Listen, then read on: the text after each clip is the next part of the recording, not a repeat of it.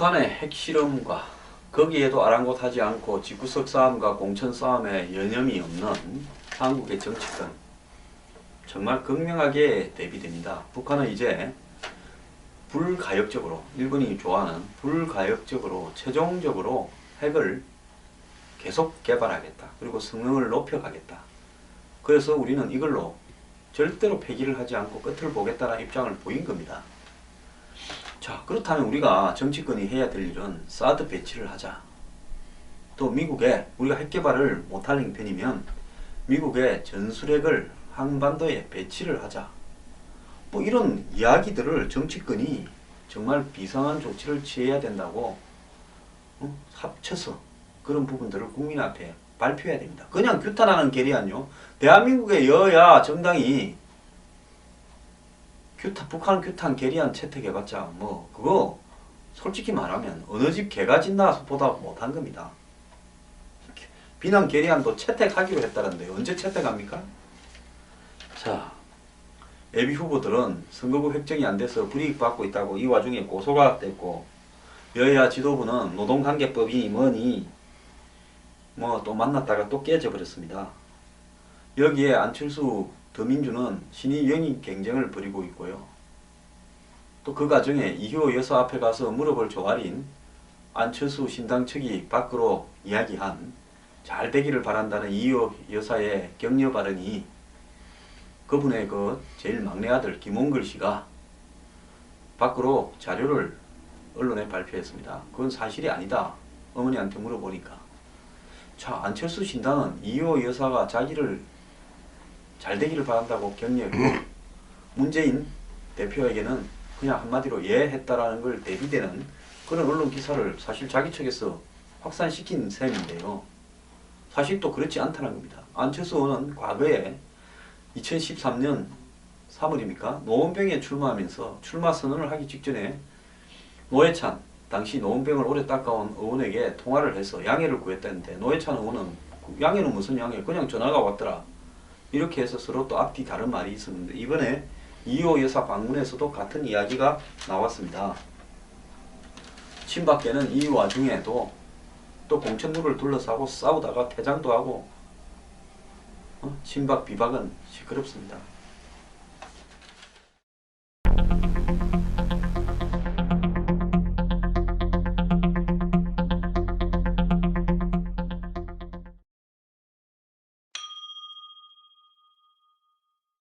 자, 더민주는 요즘 뭐 하루에 한 명꼴로 이제 입당자를 발표하니까 안철수 신당은 어제 13명을 모아서 회견을 했는데 또 더민주에서는 그 중에 상당수는 우리 당에서 뭐 탈당한 사람 아니냐 이런 식으로 이야기하면서 또 평가절하하고 자기들끼리 그러고 있습니다.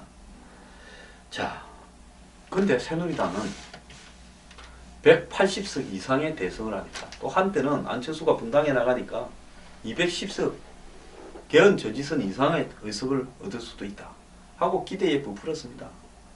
그러면서 오픈 프라이머리에서 안신번호 국민공천으로 그리고 지금은 상향식이라고 하면서 당원과 국민들에게 전화를 걸어서 여론조사만으로 전부 공천을 결정하겠다. 밖에서 영입을 해서 이 새누리당 의원들을 웰빙족들을 물갈이하거나 또 이 새누리당의 노선을 좀 개혁적으로 만들거나 이럴 생각은 수혈할 생각은 전혀 없다라고 하고 있습니다.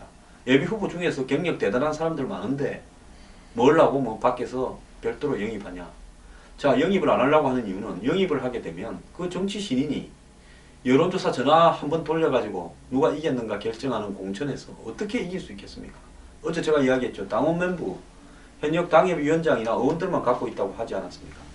그 판에 들어가서 정치 시민이 싸울 수가 없죠. 아무도 안 하려고 그럽니다. 기존 정치에 오던 분들이 나가죠. 그러니까 거기에다가 지금 선거구 획정을 안 해가지고 어떻게 됐습니까? 여야 간에 현역들만 신이 났고 나머지 예비 후보들, 신인들은 어느 선거구에서 뛰어야 될지 선거활동 자체도 사실상 불법이고 지금 예비 후보 추가 등록도 안 됩니다. 얼마나 여유가 있었으면 여야 현역 의원들 같은 경우에 예비후보 등록을 한 사람이 9명밖에 없고 나머지는 다 예비후보 등록도 안 했대. 우리는 하나 안 하나 선거운동 하는데 아무런 지장이 없으니까. 지금 집에 보면요. 저한테도 누가 하나 들고 왔던데 의정 보고서라 해가지고 칼라로 해가지고 내가 이걸 했습니다 하고 현역 의원들은 다 보내고 있습니다. 지역구의 당원들한테요. 주민들한테요. 자, 그러면서 우리는 물갈이도 없다. 팀 있는 사람, 해먹는 사람 그대로 다 되게 하겠다고 가는 게 방침이라고 지도부가 당당하게 이야기하고 있습니다. 자, 야당이 갈라지니까 그 핑계 대고 그냥 이대로 가서 하던 사람들이 계속 해먹자. 그러면 내가 유리하다. 당대표가 그렇게 생각하고 있습니까? 새누리당이 과연 유리해서 이번 선거를 이길 수 있을 거라고 봅니까? 지금 당장 안철수 신당 만드니까 지지율이 30%대 초반, 심지어 20%대까지 오는 여론조사도 있습니다. 새누리당이 국민들이 좋아서 찍어준 줄 아십니까? 그런데요, 변화하려고 생각도 안 합니다. 의원들 무슨 의원들이 보좌관 비서관 월급을 상납받고 또 야당 의원은 카드 단말기 갖고 오고 또 여당 의원은 자기 취직, 여야 의원들은 자기 자식 취직 부탁하고 별일이 다 벌어지고 23명이나 중간에 비리가 있다고 하차를 한 최악의 19대 국회가요. 새누리당은 책임이 없습니까? 근데 새누리당은 물갈이 혁신 하려고 생각도 안 하고 있습니다. 자, 이런 새누리당이 총선에서 무난히 이겨서 국민의 선택을 받을 거라고 보십니까? 공연히 내가 당에 다 장악을 해놨는데 세물 들어와서 나한테 반대하면 머리 아플까봐 그러는 겁니까? 자, 핵 불감증뿐만 아니라 위기 불감증조차도 결여된 것이 저는 새누리당이라고 보고 있습니다. 차라리 그렇다면 어제 그런 북한의 4차 핵실험이 있었다면 사드 배치라고 하자든지 전술핵을 배치하자고 당에서 채택을 한다든지 한마디로 보수답게 안보라도 제대로 해야죠. 참 이거 간 건너 불입니다. 북한의 핵실험은요. 새누리당 우려하는 사람들이 많습니다. 저는 새누리당에 대해서 있는 대로 이야기를 하는 겁니다. 저는 보수가 잘 되었으면 하는 입장인데요. 이렇게 해서는 안 된다는 것은 명확합니다.